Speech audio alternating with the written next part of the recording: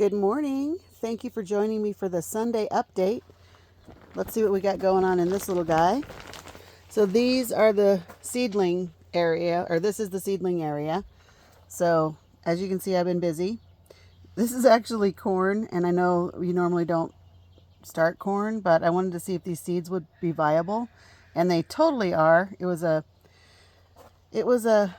cob that I found out in the yard that was left over from when we had corn last year. So I just stuck it in the ground and look, it's working just fine. So I have a place I'll put those probably today so they don't get too many roots.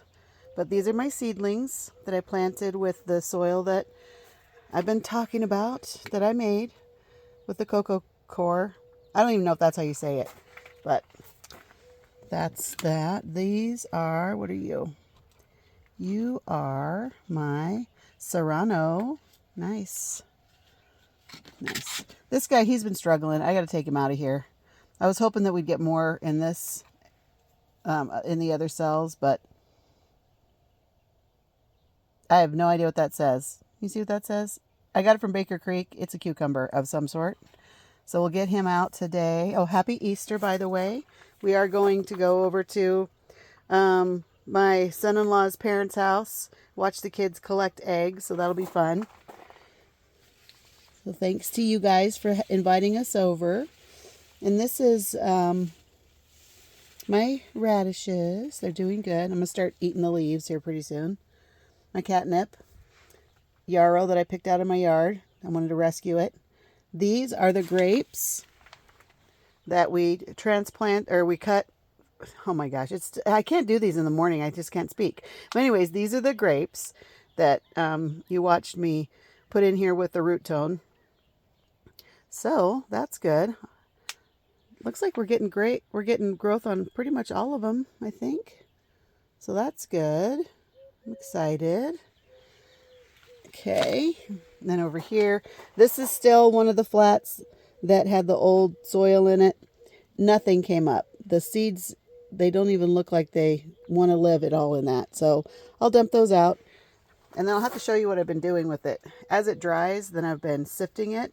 And I'm going to mix it with some other stuff to get it so hopefully it'll be a little bit more nutritious. And then look at these. More corn. My experiment is working. So, and I think I planted all of these last weekend. So maybe no more than 2 weeks ago, no more than a week and a half ago, maybe. But look at how cute. That's a jelly melon. Now these seeds were ones that I had saved, and I just, like everything, I just throw it in here and hope it grows, and there it is. So that's cool. My dragon head balm. He's coming up. That was an old packet of seeds, so I'm glad to see that they were still kicking it. And then down here, there's some onions. I'll figure out what to do with those. I'll probably just go stick them in something outside.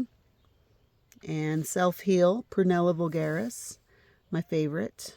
It's going in tea when it gets bigger. And these are ones that I had separated. So this was the wasabina mustard. And I think I talked about this last week, because there was some over there that were growing pretty big. And look, now they're getting their second set of leaves. So that's good. Okay, so I'm excited about this little greenhouse in a greenhouse. Let's go see what the other one looks like. And I'll get this open and then I'll come back to you. Hold on one sec. Okay, so I'm in the second greenhouse in a greenhouse. And these were all pretty much ones that I transplanted, so I wanted to put them over here to give my seedlings more room on the upper shelf. I like the top shelf better. Figures. So anyways, I think these are my calendulas. Some those are tomatoes. Duh. I'm reading and talking at the same time. Let's see, which ones are these? Pineapple tomatoes. Most of these I got from Baker Creek, but I do get them from Lowe's and Home Depot. Sometimes I'll get them from Dollar Tree, whenever I find some pack of seeds that I don't have, I'll grab them. My zinnias, they're doing really good. About ready to go outside. Those are these are mustard. These are Grantful something. Oh my gosh, I can't even read my writing. Look at how beautiful these are. These are peppers I haven't grown before. They are, oh no, these are.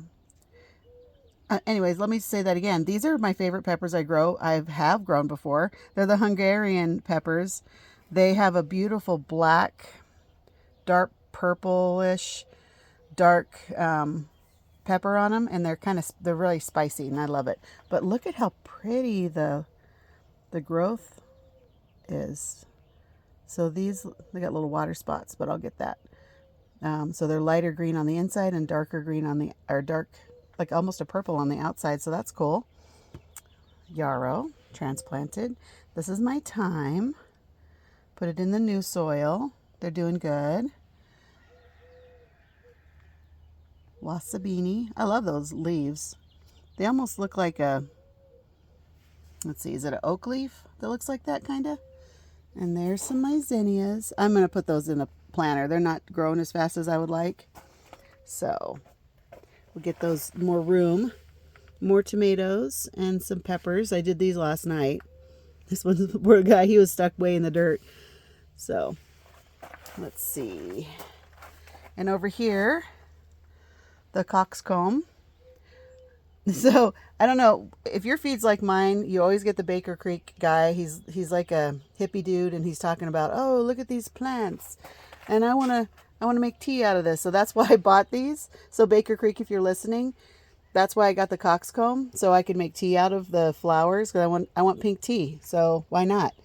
But they look really pretty, and they're starting to get a second leaf. So okay. So I transplanted. I put them in a thing. They grew. Then I pulled them apart, put them in here. And because they don't have their second set of leaves yet, I'm wondering if they went into a little bit of shock. But now you can see that they're getting their second set. So that's good. I just sit them in here in the nursery until they get bigger. And then this is the huckleberries. And this is exploded. So just a week ago, these were barely even coming up. I'll have to look back at the video, but I'm pretty sure that I didn't have all this. These are my safflowers, which I was really excited. So they're getting ready to go into a bigger pot. So I'm definitely going to get these guys taken care of today, because I don't want their roots to be growing all over underneath. More tomatoes, more yarrow, more bok choy, and then down here we've got some more. Let's see, this is some sort of that's cabbage. So I put the cabbage also in its own little cell. So those were transplanted. They look like little armies, like little plant armies. So cute. This one was just in a flower pot outside, and I was like, what are you? I think it's going to be a sunflower. So, but I had to take the dirt out of it, so we could refresh it and get the weeds out. Okay, so here's the last of the greenhouses in the greenhouse. And these guys are my seniors. And look how good they're doing. So this is and I just watered these. That's why they're sitting in water, but normally you don't want them to sit in water. This is a squash, a zucchino. They're long and skinny, and I'm saying it totally incorrectly. But look, they're starting to really enjoy their space. And depending on what the roots do, I may put them in a 6-inch pot just to kind of get them, more room until we can get them in the ground. We are in northern Nevada, and I don't believe that we're not going to have another frost. So I'm just going to keep these guys. We're going to get bigger and bigger as we go in the pot size. And then once the weather turns, so we're not having any more frost, they're going in the raised beds and in the ground. Let's see what this is. This is a buttercup winter squash. Now, I also have butternut squash, but I've never grown this one before, so we'll see how it does. And then we have the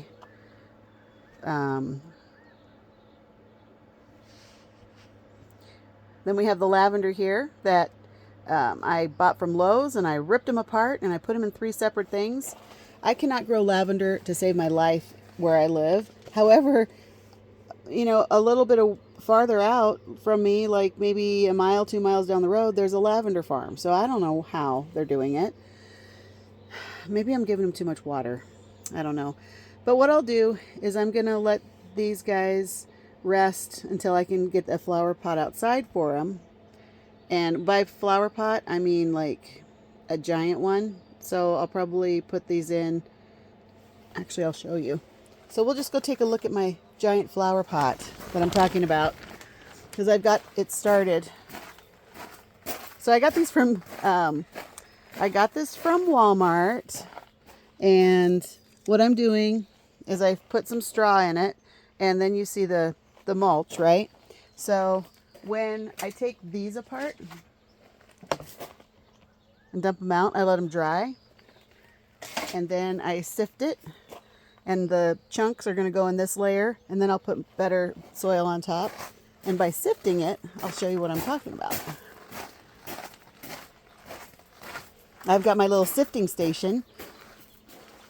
So the dirt goes here. This is what I did yesterday, and it's drying. See how thick, and this just is not good for seedlings at all. It's really dense. And then I come over here, and I've got my little station. So I've got my sifter. And then look, I sifted all the heavy stuff out. And then I'm going to throw some bone meal and some, bone meal and the blood meal. And then I'll throw some cocoa coir. So I'll mix this. This will be like for bigger plants, not the seedlings. And then I'll throw some more cocoa coir. Probably half of it will be from the stuff that I made. Yeah, and then we'll see how they do with the bigger kiddos.